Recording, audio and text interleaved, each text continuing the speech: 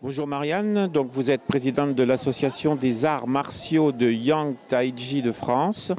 Vous venez de nous faire une belle démonstration dans cette journée du Nouvel An chinois. Pouvez-vous nous parler un petit peu des origines et de la signification du Tai Chi? Alors, le Tai Chi Chuan, c'est un art martial d'origine chinoise qui existe depuis au moins 2000 ans. Les arts martiaux chinois existent depuis même plus que 2000 ans, mais le Tai Chi Chuan n'est vraiment connu que depuis moins de temps en réalité, depuis 2 siècles à peu près. Et donc connu en Occident et en France en particulier, je dirais depuis une 30-40 ans. Ça a commencé il y a 50 ans. La Fédération des arts énergétiques et martiaux chinois a été fondée en 89. Et depuis 89, on peut dire que le public français commence à connaître vraiment ce que c'est que le Tai Chi. Vous êtes donc une pionnière? Non, je ne suis pas une pionnière, je suis l'élève de Maître Antoine Lee, qui lui est un des fondateurs de la fédération et qui enseigne le Tai Chi Chuan du style Yang, parce qu'il y a plusieurs styles en Tai Chi, et il l'enseigne depuis presque une quarantaine d'années, enfin à peu près.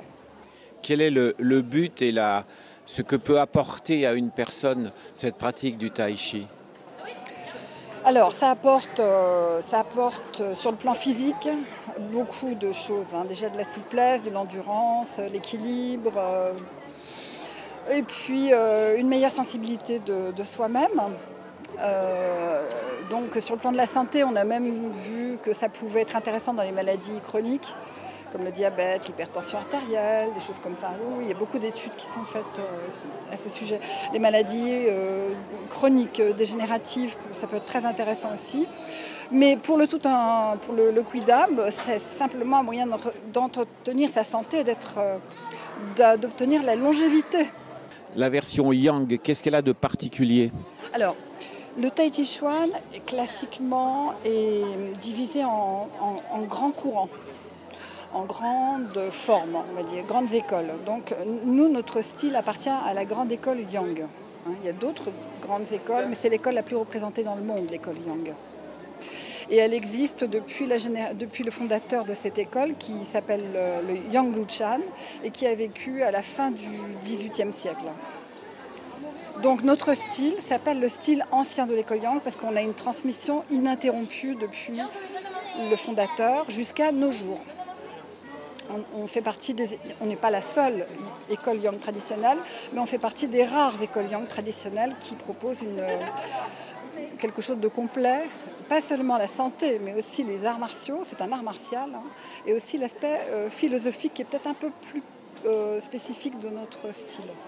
On s'intéresse, disons, à des notions philosophiques qui sont à la fois très simples et à la fois très compliquées. Donc il faut aussi réfléchir aussi en travaillant, puisque le travail du Tai Chi, c'est un travail méditatif. Et à travers cette méditation, on se transforme soi-même et peut-être aussi on ouvre l'esprit à d'autres choses. La lenteur, puisque le Tai Chi Chuan, c'est la lenteur. C'est la lenteur avant tout, et la douceur. Un petit mot sur votre association à Noisy-le-Grand? Oui, alors nous enseignons le Tai Chi Chuan à Noisy-le-Grand depuis 92, à peu près, 93. Et nous avons 2 cours à la MPT de la Varenne et à la MPT des Richardais.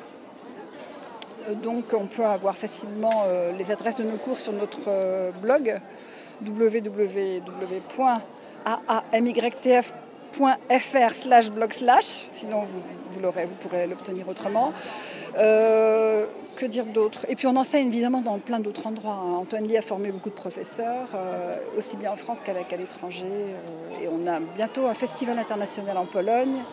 On va souvent en Chine également, pratiquement 2 fois par an en ce moment, enfin à Taïwan. Eh bien, merci beaucoup et on vous souhaite une bonne année alors et une bonne journée surtout. Merci, au revoir.